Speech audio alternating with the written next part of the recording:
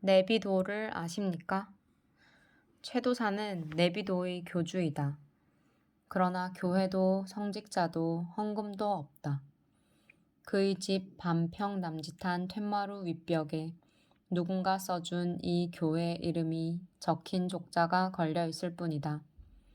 그는 다른 교의 교주들처럼 주말에만 일하고 평일에는 자신의 본당인 잠잠 산방에 머물러 있다. 여기서 잠이란 그냥 우리말 잠이다. 잠을 자고 잠을 잔다는 뜻의 잠잠 산방이다. 여름에는 햇볕을 피해 정자에 누웠다가 건넌방 툇마루로 옮겨 앉았다가 해질 무렵 평상에 앉으면 하루가 가고 겨울에는 거꾸로 햇볕을 따라 마당에 앉았다가 툇마루로 갔다가 정자로 가면 하루가 금방 간다고 그가 말했다. 이쯤 되면 소원을 들어주겠다고 하는 알렉산더 대왕에게 햇빛이 가리니 비켜달라고 말했던 디오게네스가 울고 갈지도 모르겠다. 교주답게 그의 집에는 전국 각처에서 몰려온 진상품도 있다. 남해에서 왔다는 갈치 속젓에, 도자기 굽는 여자가 가져왔다는 생강꼬차, 여수에서 왔다는 갓김치, 강원도에서 온 옥수수 막걸리도 있다. 내가 서울에서 내려갈 때 제과점에서 빵이나 과자 같은 걸 사가지고 가면 먹을 것 천진데 또 뭘 사왔어 하면서 내게 속젓도 좀 퍼주고 생강꼬차도 한 병 내민다. 벼룩에 간을 베어 먹는 것 같아 사양을 하고 싶지만 주고 싶은 그의 마음을 거절하기가 늘 어렵다. 아마도 내가 사가지고 간 것들도 그렇게 다른 이들에게 분배되고 있을 것이다. 그런데 그 자신은 먹는 것에 별 관심이 없다. 연봉이 200만 원이나 되어서 가끔 자장면도 사 먹는다고 자랑하는 사람이니까 말이다. 대신 그는 곰팡이 핀 식빵도 먼지 털듯 바지에 툭툭 쳐서 먹었다. 그의 말에 따르면 뱀도 지네도 모기도 자신에게 해를 입히지 못한다고 했다. 신통력을 부리는지 어쩌는지 내비두면 다 낫는다는 것이다. 하지만 그가 한 가지 무서워하는 것이 있는데 그건 농약이었다. 농약 친 논 근처만 지나가도 밤새 앓는다는 것이었다. 고전적 뱀파이어에게 십자가가 치명적이듯이 그에게는 농약이 치명적이다. 한 번은 낙장불입 시인이 한밤중에 지네에게 물려 발이 퉁퉁 부어올랐다.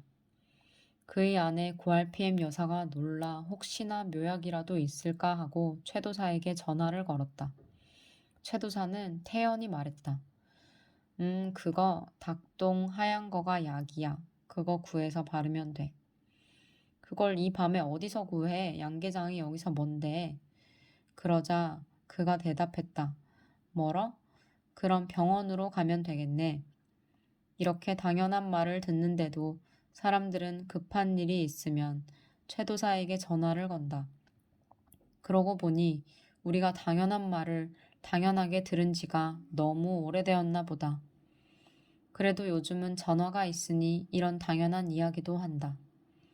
그에게 아무 통신시설이 없던 시절, 좀 오래된 이야기인데 한 번은 낙장불입 시인이 그의 집에서 자는데 낙장 시인의 휴대폰 벨이 울렸다.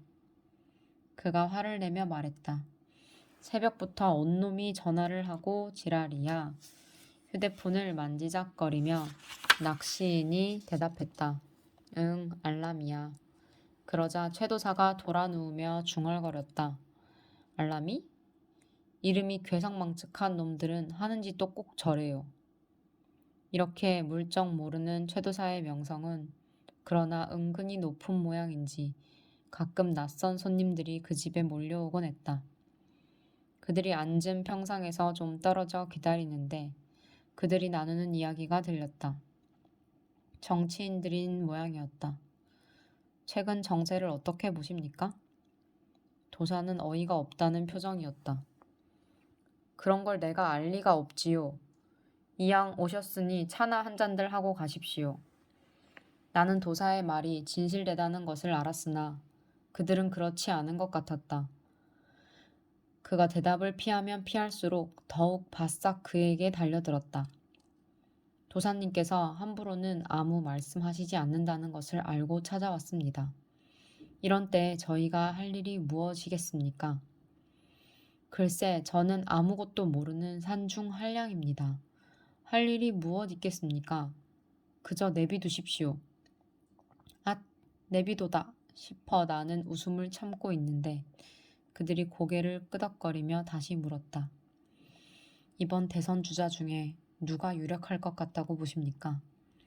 그러자 그가 잠시 생각하더니 이제사 좀 아는 문제가 나왔다는 듯이 대답했다. 글쎄요.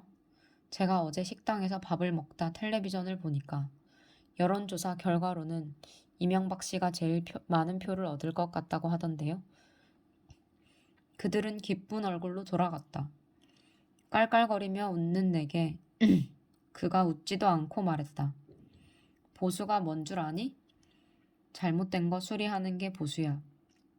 진보는 뭔 줄 아니? 다른 사람보다 부지런히 보수하는 진짜 보수가 진보야. 이럴 때는 나도 다시 그가 진짜 도사가 아닐까 의심도 일었다. 그의 집에는 온갖 종류의 신도들이 와서 상담을 한다. 도회지 사람들뿐 아니라 동네 할머니들도 온다. 아랫마을 할머니가 지팡이를 짚고 들어서면 그는 반색을 하고 할머니는 텐마루에 앉는다. 할머니는 며느리 흉도 보고 아들 야속한 것도 중얼거리고 서울 간 손자 공부 잘하는 것도 이야기하다가 간밤에 치통을 알아 한잠도 못 잤다면서도 또 엉뚱하게 밤새 꿈자리가 뒤숭숭했다고 한다. 최도사는 마당에 난 풀을 뽑으며 할머니의 앞뒤 안 맞는 이야기에 맞장구를 치고 있곤 했다. 할머니의 이야기는 끝도 없이 이어지고 아이고 젊은 사람 바쁜디 내가 그만 가야 하는디 하는 소리를 9번 할 때까지 그는 싫은 기색 한 번 안 한다. 할머니가 드디어 최도사 어쩌면 좋을까이? 물으면 그는 그제야 대답했다. 할머니 그냥 내비두세요. 참 용해. 사람 이야기 들어준다는 게 쉬운 일이 아닌데. 내가 물으면 그는 씩 웃으며 대꾸한다. 너무 귀를 기울여도 진이 빠지고 너무 건성이면 그쪽이 서운해. 그러니까 딱 그 중간을 지켜야 해. 그가 정말 도사가 아닐까 싶어 내가 다시 그를 떠보았다. 산중에 혼자 있으면 무섭지 않아? 혹시 귀신 같은 거 어떻게 생각해? 본 적 있어? 가끔은 말이야. 너무 심심할 때 귀신이라도 좀 와서 술이라도 한 잔 건네면 좋겠다 싶어. 그럼 무서울 때 없어? 그러면 그가 대답했다. 귀신은 안 무서운데 가끔 어두운 방에서 일어나 왔다 갔다 하다 내 얼굴이 거울에 비치면 깜짝 놀라. 정말 귀신인 줄 안다니까? 그런 최도사와 버들치 시인은 친구 사이다. 하지만 두 사람은 자주 만날 수는 없었다. 둘 다 교통수단이 없었고 자가용이 아니면 닿지 못하는 산골에 살기 때문이었다. 그래도 둘은 마음으로 서로를 아끼는 사이였다. 한 번은 시집을 낸 버들치 시인이 돈이 조금 생겼다고 최도사를 초대했다. 두 사람으로서는 다 너무도 귀한 일인 외식을 하러 간 것이다. 두 사람은 그 만남을 위해 하루에 서너 번밖에 없는 버스 시간을 헤아려 버스를 타고 그러고도 먼 길을 걸어 반갑게 만났다. 버들치 시인이 식당으로 최도사를 데리고 가 메뉴판을 집어들었다. 맛있는 거 먹어. 오늘 나 돈 많아. 그러자 최도사는 한동안 메뉴판을 쏘아보았다. 시골 식당이 그렇듯 없는 게 없는 식당이었다. 육개장 5,000원, 설렁탕 5,000원, 짜장면 3,500원, 냉면 4,000원, 떡볶이 2,000원, 사리 1,000원. 최도사는 한참을 망설이며 입맛을 다시다가 이윽고 결심한 듯 의기양양하게 주인에게 말했다. 난 사리. 남에게 폐를 끼치면 안 되는 버들치 시인이 주인보다 더 당황하며 그건 안 된다고 하자 최도사가 다시 말했다. 글쎄, 사리가 무슨 음식인지 몰라도 적어놨으면 팔아야지. 시인이 무슨 돈이 있어. 난 사리야. 그냥 내비도. 낙장불입 시인 이사하다. 낙장 시인은 문수골에 살았다. 그의 집은 사람들이 다니는 길에서 한 2km 정도 더 위로 올라가야 하는 외딴 곳에 있었다. 경사가 너무 가팔라 눈이라도 오는 날에는 꼼짝없이 집에 갇혀 있어야 했던 그는 우체부가 힘들까봐 마을에서 자신의 집으로 오르는 길목에 낡은 의자를 하나 세워두었다. 그리고 역시 못쓰게 된 헬멧을 벗어 그 위에 올려놓았다.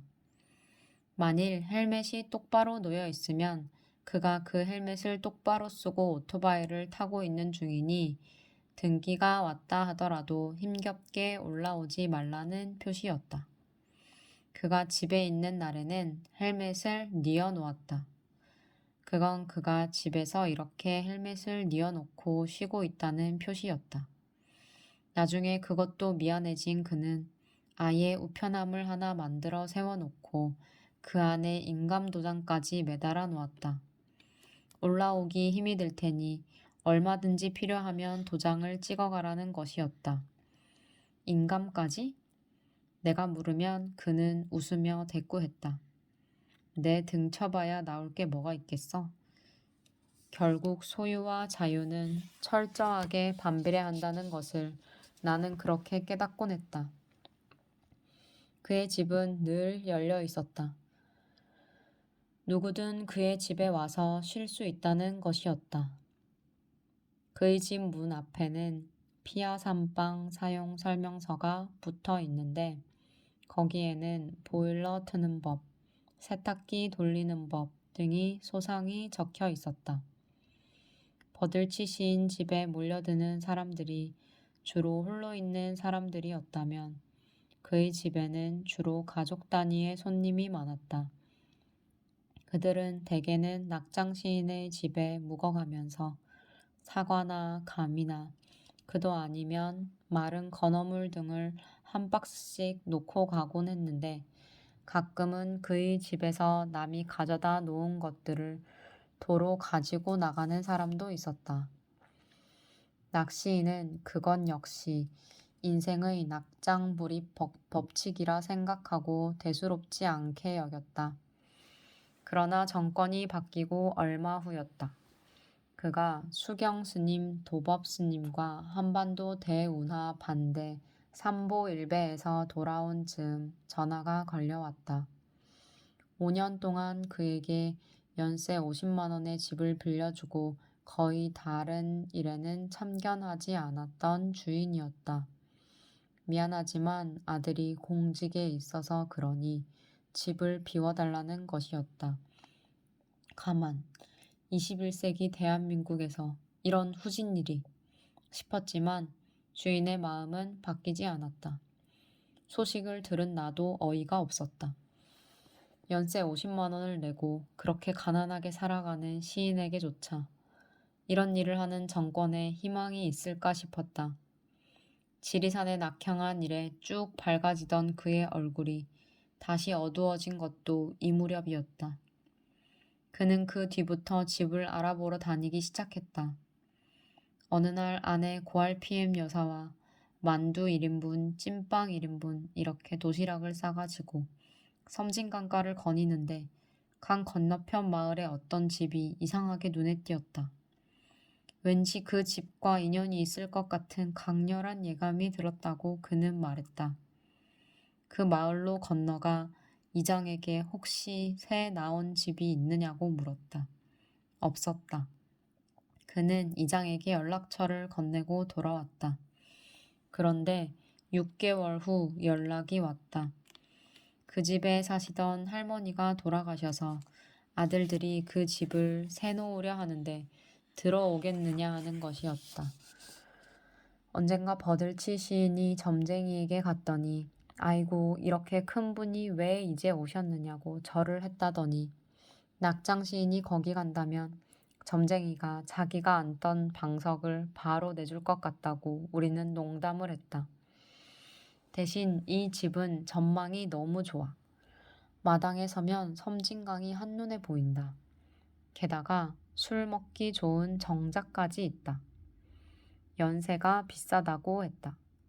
연세가 100만 원이나 된다고 고RPM 여사가 한숨을 쉬는 걸 나와 내 친구들이 정자에서 섬진강 바라보며 술을 마실 욕심으로 밀어붙였다.